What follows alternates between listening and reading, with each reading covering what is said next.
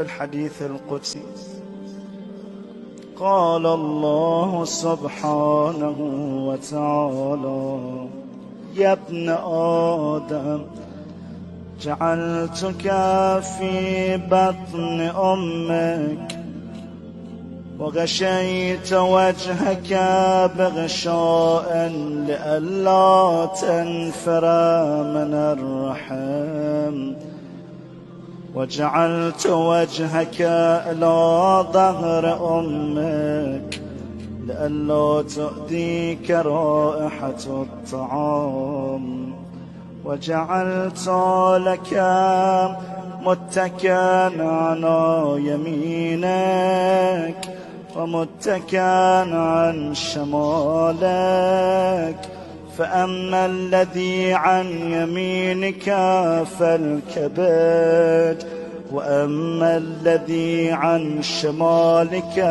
فالطحال.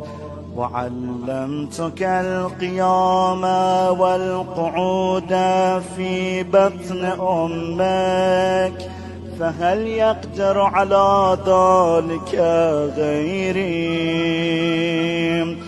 فلما أن تمت مدتك وأوحيت إلى الملك بالأرحام أن يخرجك، فأخرجك على ريشة من جناحه، لا لك سن تقطع ولا يد تبطش ولا قدم تسعى، فأبعث لك عرقين رقيقين في صدر أمك يجريان لبنا خالصا حارا في الشتاء وباردا في الصيف، وألقيت محبتك في قلب أبويك فلا يشبعان حتى تشبع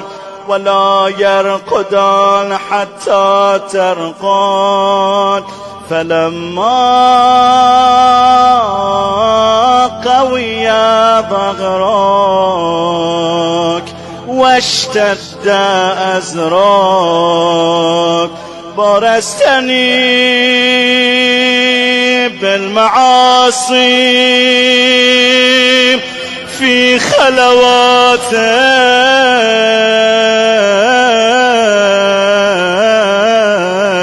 ولم تستح مني.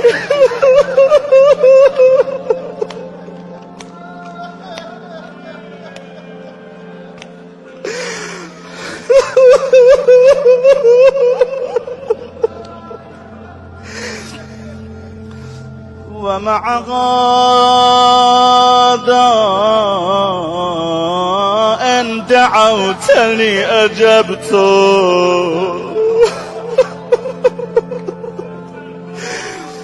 وإن سألتني أعطيت، وإن تبت إلي قبلتك.